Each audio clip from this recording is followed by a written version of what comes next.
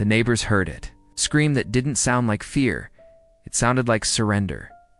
He said she tripped, said she was clumsy, said she'd always been fragile, and for a while, she believed him. But bones don't lie. Neither do bruises. And one day, the cast came off and the silence felt heavier than the pain, she chose to speak. This is the story of Alyssa and how she survived the man who shattered her body, but could never break her voice. You've ever questioned your pain or been told it's not that bad? This story is for you. Stay watch. Remember, silence protects the abuser, but truth protects the next woman. Alyssa never thought of herself as fragile. She was 32, independent, a nurse in a trauma unit, ironic, considering what was to come. She worked night shifts, paid her bills, and took care of her aging mother. Her friends called her tough, as nails, the kind of woman who kept everyone else afloat, the kind who said, "I'm fine," even when she wasn't, and meant it, just enough to keep going. She wasn't looking for a man. She had enough to carry. But that's how these stories often begin, isn't it? Not with desperation, not with longing, but with fatigue and someone who offers relief. His name was Brandon. She met him at the hospital cafeteria, of all places. He was a paramedic, charming, smart, funny, in a quiet, confident way. They bumped into each other in line. She spilled her coffee. He handed her a napkin. Made a joke about caffeine being dangerous in untrained hands. They laughed. It felt easy. And after weeks of passing glances and short conversations during shift changes, he asked her out. Dinner, nothing fancy. Said he respected her time. That phrase stuck with her. I respect your time. She hadn't heard that in a while, maybe ever. Their first date was effortless. He listened. He asked real questions, not just about her job, but about her. What scared her? What she missed about being a kid. Her favorite band in high school. It felt like being seen. Really seen, and after years of being the one who held others together, Alyssa let herself lean just a little. Brandon never rushed her. He never made big romantic gestures. He made small, consistent ones. Showed up after her shifts with tea. Checked in on her mom when she was sick. Held her hand in public like it was a quiet promise. He told her he admired her strength. Said most women fold under pressure, but not her. That sentence made her chest rise with pride. And, later, with warning. But she didn't know that yet. For months in, he asked her to move in. She hesitated, not because she didn't love him, but because she was used to doing things herself. He didn't push, just said, "You don't have to keep carrying everything alone," and that sounded like love. The first night in their new apartment was perfect. He cooked. They danced in the kitchen to some 80s playlist she didn't recognize. He kissed her forehead and whispered, "This is the beginning of everything." She smiled, because when you've carried the weight of survival for so long, being told you can rest in someone else's care feels like mercy. But mercy can be mistaken for control when it's wrapped in compliments. The first sign didn't look like a red flag. It looked like concern. She came home late after a double shift. He was sitting on the couch, stiff, silent. "You didn't answer my texts." She blinked, checked her phone. 6 missed messages. I was slammed at work. He didn't yell. Didn't accuse. Just said it's okay. I just thought something happened. I panicked. She apologized, and meant it, because she thought she'd done something wrong. That was how it started. Not with fists, not with threats, but with apologies that didn't belong to her. In the beginning, Brandon admired Alyssa's independence. He said it all the time. "You're not like other women. You don't need anyone." At first, it felt like a compliment, but slowly, it began to sound like a challenge.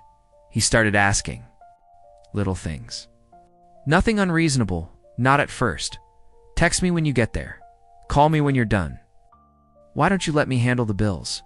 You work too hard already." She agreed, because none of it felt like control. It felt like love, attention, partnership, and Alyssa had never been taught to question love when it came dressed as devotion. It started with her wardrobe. One morning, she came out in her scrubs and a red zip-up jacket. Brandon looked up from his coffee. "You still wear that thing?" She laughed.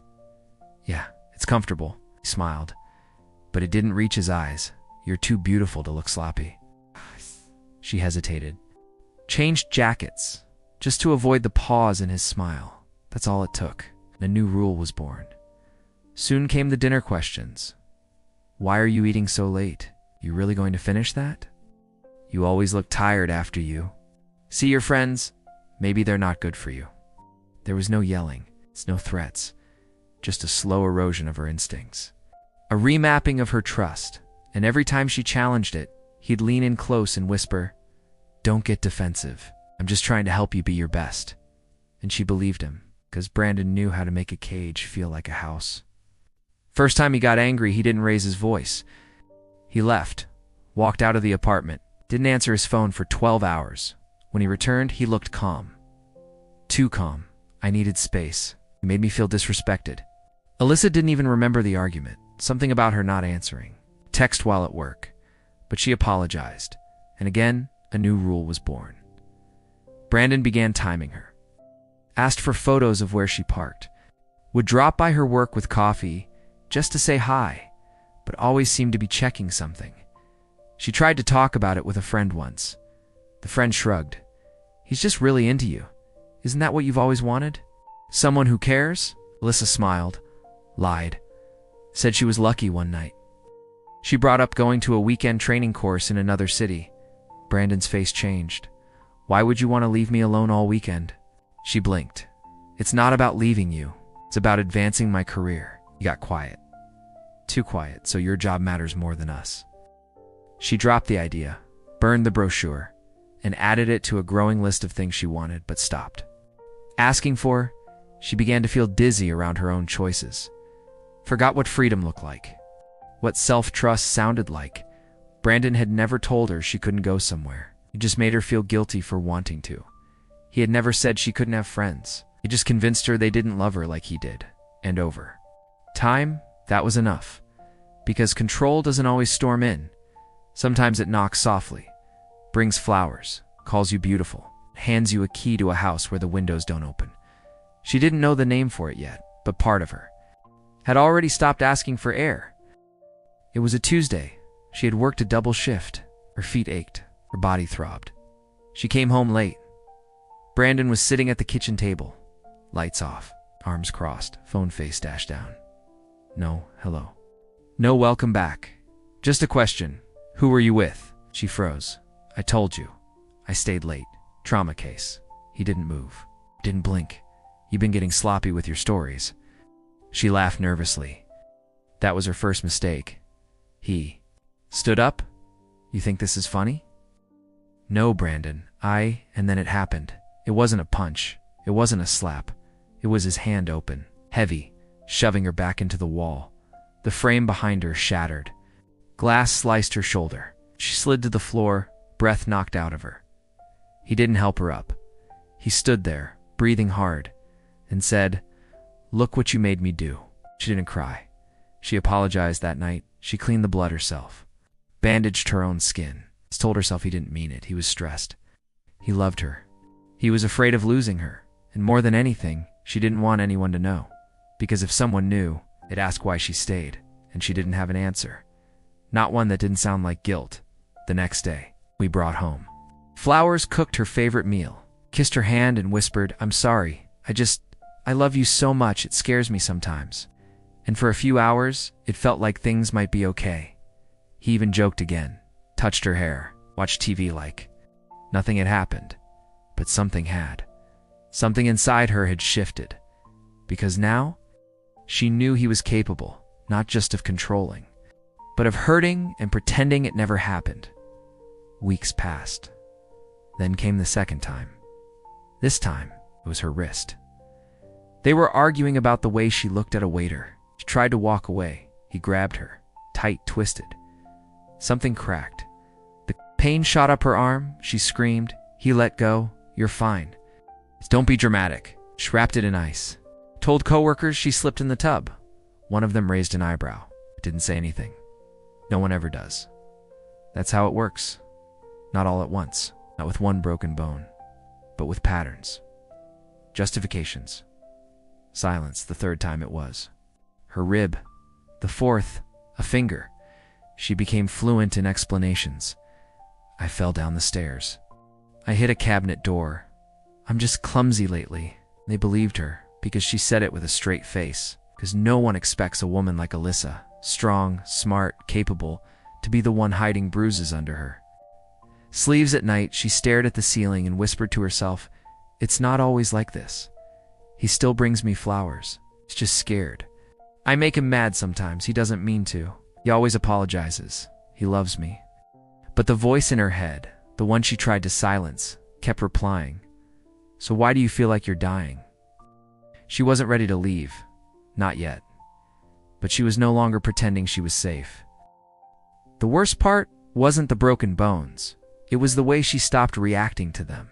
The way pain became a language she understood, expected, absorbed.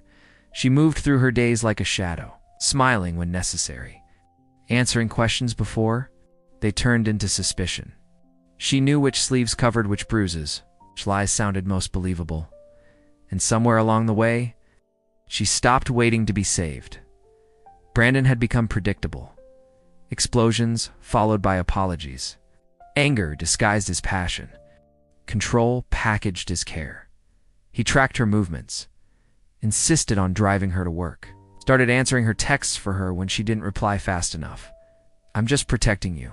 He'd say, "You're so fragile. You need me." And she started believing it, because when the world shrinks to four walls and one man's mood, the truth becomes whatever he says it is. But then, one morning at work, something changed. She had gone in early, a shift trade. She walked to her locker, opened the door, and there it was. A sticky note, no name, no handwriting she recognized. Just 6 words, "We see you. You're not alone." And she stared at it. The words blurred through tears she didn't feel coming. She looked around. But no one was watching her. Just the buzz of morning shift. Coffee brewing, shoes squeaking on linoleum, life happening. And for a second, she wasn't invisible. She didn't know who left the note.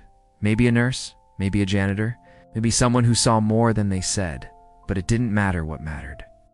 Was that someone noticed, said nothing, except everything. She folded the note and placed it inside her pocket. Checked it 3 times during the day, not for the words, but to feel something real. That evening, Brandon asked why she seemed off.